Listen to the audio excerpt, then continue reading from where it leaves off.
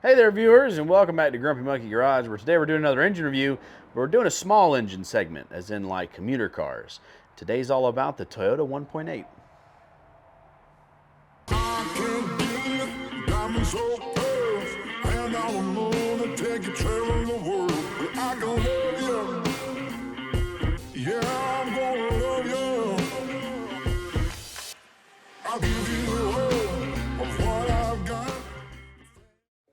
All right, so there's a lot of different Toyota 1.8s, and I specifically want to talk about the ones that you are still going to buy today. Now, I want to reference the old ones too, so let's just start with those. There was a 1.8 all the way back in like 1980 that was in the Corollas, and I'm sure it was a perfectly good engine, but we don't see very many of those anymore still in this area. We do see plenty of the 90s ones to current, which is what I want to focus on. So like 1998 to now is the 1.8 Toyota Corolla engine. It's in the Matrix, it's in the Scion TC, it's in the Prius. The 1.8's in the Prius as well. And the Celica, some of the Celicas had the 1.8 in them as well. And it's just a really great platform, but I kind of wanted to start a system of rating engines because people always message or they'll call the shop and what should I buy, what should I get, and I always tell them get a Corolla, and they're like, well, I can't afford a Corolla because they hold their value and I can't find one for less than whatever their budget was. And they're like, what about these other ones? And I kind of want to push that because I think that's a load of BS. They just don't want to go back old enough to be able to afford one. And here in the South, we don't have a rust problem, so there's really no reason not to buy something older that's going to be more reliable than the new stuff. But let's get to talking about the Toyota 1.8 from the 90s to now. There's a couple different generations you had. So you have the 98 to 2000, which is this engine right here behind me. It has plug wires still. It doesn't have coil packs yet. It did not have the oil burning problem that the 2001 to 2002s had. It's got this big giant metal intake that never cracked or went bad, and it's not that heavy.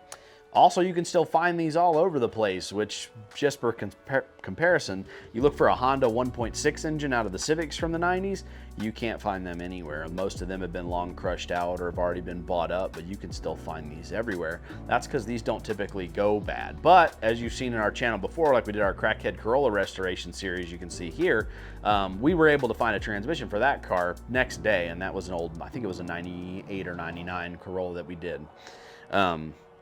But yeah, let's talk about some of the features. One, they had overhead cam, which was pretty cool. They had dual overhead cam starting in 98, so you had a nice long routing timing chain. It wasn't a belt, you never had to service it. And all you had to do is change oil to take care of these engines. They didn't have any thrills. They didn't have a lot of power. We're talking sub 100 horsepower out of these engines. But in a 98 Corolla, like the purple one I did a video on up here, we were getting about 33 to 34 miles to the gallon out of a car that I paid $400 for. So it's pretty hard to argue with those kind of results. Now, when I bought it, of course, they had actually cracked their engine. They'd run over something and damaged the oil pan. But put an engine in it, cheap car, was able to drive it for years after that. The chain did change in 2003. They went to a variable valve timing system, so now we had the ability to change our horsepower. Got a little bit better. The 2003 that I own right now has 130 horsepower, and with that 130 horsepower, which still isn't a lot, we're talking lawnmower levels here, I'm getting 41 miles to the gallon on the highway when I take a long trip with it. 41 is what we were clocking, and we were using the odometer to check. We weren't going by any computer stats, which is how many miles we went, how many gallons we used, and we'd fill it all the way up. That's how we would check the mileage. But in town, we're getting regularly about 31. So my wife drives into work, 31 miles to the gallon, and then on the highway, 41. That's amazing. I mean, cars now, you buy a brand new Altima, it doesn't get that. So there's definitely a purpose for these older Corollas. Let's compare that 2003 Corolla to something else in its category, just to give you an idea of what you're looking at. The Cavalier SS, because my Corolla is an S, so it's like the sport package. Cavalier SS, which is Chevy's variant of this same style of car, small sedan, 150 horsepower, so you do get a little more horsepower, but you only get 27 to 33 miles to the gallon from the reviews I was reading and looking at EPA data. So that a little bit less mileage, a little bit more power, kind of in the same ballpark, but no one on earth will tell you a Cavalier is more reliable than a Corolla. That's entirely just not accurate at all. Other comparable size engines would be like the Honda 1.7 in the Civics. Those are really hard to find now, so if you do have an engine problem, which they did have quite a lot of head gasket issues, the minute you overheat a 1.7, it's kind of over. It would warp the block and the head. We've had a lot of them fail that way, and you can just do a head gasket. You can just get the head machined. A lot of times that totals the cars now. It's not worth it. We don't see that very often.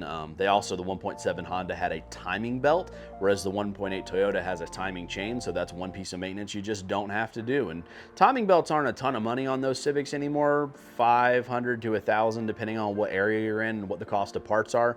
With the way inflation's going and the price of parts availability, meaning sometimes you have to expedite, ship stuff in, the prices are doing this right now. So I don't want to say it's this price and then 6 months from now this video is completely obsolete because of one sentence. So that's the ballpark for that.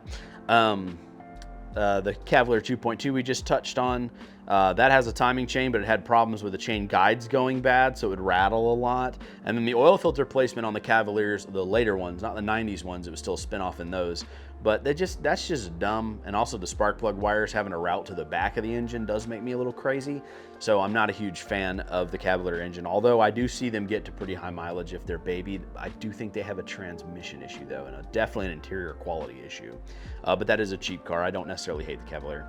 Later, Honda seemed to got the memo about the 1.7s having trouble. They changed to a 1.8. I believe in 2008 they changed to a 1.8, and they kind of tried to copy Toyota's design to variable valve timing. They went to a chain instead of a belt. They had coils. They had a very, straightforward setup. Is a much better engine for Honda. I don't hate that platform at all. I think that's probably one of the best Civics you could get is that generation 1.8, and it's because it has the same features Toyota was doing 2 decades before. So I definitely think that these guys have set the standard for this engine size, and a lot of other makes started making 1.8s because this size seems to just work really well. You get adequate horsepower and pickup, you get really good gas mileage, and that's why that size is working. What else we got here? Nissan had a 1.8. Now these had lots of trouble. In fact, our cameraman had a 1.8 Sentra, and you can see our Sentra review where I did talk. They're okay cars. They're pretty cheap, but I have seen a ton of Sentra head gaskets with the 1.8s. Head gasket failure, most of them have not been really well maintained at this point. They were kind of the budget end of the entry-level cars like this. They just weren't maintained. Somebody struggling to make their car payment isn't going to have extra money left over to pay for brakes and oil changes on time. They're really going to let it go for a while. I've seen a CV axle total one of these cars out, where the CV axle cost of repair actually exceeded the value of the vehicle to somebody, and they just threw it out. They didn't fix it at that. And that's really sad because the CV axle shouldn't total the car like that. Hyundai has a 1.8. I've done a video on why Kia Hyundai does not actually suck. The 1.8 from them, pretty good. I don't really have a lot of trouble with it, but it is a lot newer. It's a lot more expensive. So if you're trying to buy a new car for $5,000, the Hyundais with the 1.8 and the Kias with the 1.8, perfectly good platform. That same $5,000 is going to buy you a 2003 to 2005 Corolla around here. So if you have to keep up with the neighbors on how new your car is, you can definitely buy that Kia Hyundai. Or you could get the Last Forever Corolla engine. That's another thing that I like to point out is you can still buy these older Corollas. It's just you're gonna pay as much as a 2015 for a new one, but they do last a lot easier, a lot better. They're gonna hold up a little more. Ford Focus doesn't really have any competition because they're horrible, and you don't even see any old Focus. In fact, I challenge you to find an old Focus still on the road.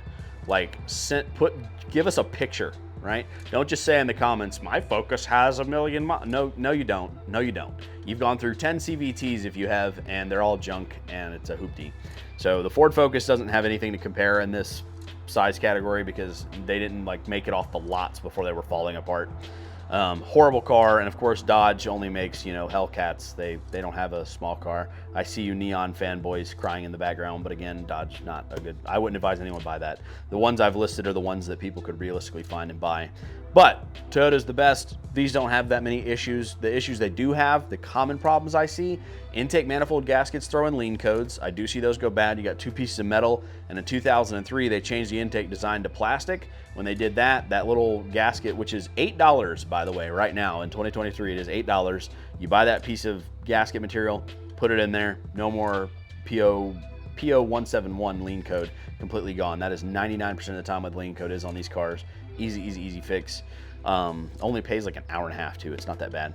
And cat converters, a lot of them clog up their cat converters. Some of the older ones, like the 2001, 2002, they burn a lot of oil and they would chew up their cat converters because of that. That doesn't really surprise me. A lot of Kia Hyundais burn through cat converters. I have replaced a few Nissan catalytic converters. Seems to just be as things get older, they do burn up their cat converters, but it is an expensive repair, and I did want to mention it here. Oil leaks. I do get a lot of oil leaks around the valve covers, the oil pans. It's really easy to strip out the drain plug if you take it to some idiots who, you know, have Hulk Hogan or a King Kong tightening drain plugs in there. They'll definitely be able to strip them out. It is an aluminum pan on some of these, so you want to be very careful with that. Other than that, it's very rock steady. Not super powerful, chugs along, runs really well. We see them come in all the time with 300,000–400,000 miles on them, very little problems. I would say that 400,000 or 500,000 miles is probably the limit. This is not the million-mile engine that the old 2.2 was for the Toyota Camrys. About 500,000 miles, you can get it there, and it's going to be pretty tired at that point. Rings are going to be burning, and we're going to be losing some compression at that point. But a whole new engine like this one behind me is a new engine. It's got 171,000 on it. I paid $500 for the motor. I would totally fix it. I would totally keep driving it. Just put a new heart in it and keep driving it. I don't ever see these transmissions fail unless it's like the crackhead Corolla video we did where he slammed it in park while doing 70 miles an hour. You really just don't see major component failures of these old Corollas. I like them. The 1ZZFE should live forever. I've really, really been happy with them. So if you're looking for a cheap, reliable car, look back a little ways. Now, if you live up north and you're in the Rust Belt, you have to watch out for rust. I would say the 03s to 09s rusted less than the 98 to 02s. 98 02 is very open underneath. I imagine that leads to rust problems. Somebody in the Rust Belt will have to tell me if that's accurate or not, but I'm pretty sure it is. And 03 to 09s didn't have that problem. They have a lot more plastic underneath covering any metal components, which should help with that stuff. But definitely get your cars inspected before you buy them. Put this at the top of your to buy list if you're looking for this category. Anything with the Toyota 1.8, Matrix, the Prius, Celica, Corolla. This engine lives forever. It's been around forever. There's a reason they haven't changed it very much, because it sells well and it lasts a really, really, really long time. They haven't had to make that many adaptations for it. It's a good engine, it's a good platform. They put in a lot of things. That's all we have to talk about with 1.8 today. I hope you've enjoyed this content and it helped you make a decision on what you should buy, or if you're just interested in the 1.8s, that's for you. We'll see you next time on Grumpy Monkey. Let us know what other engines you want to see us do a review on in the comments so we can see if we can get some of those laying around and tear them down and see what we like about them.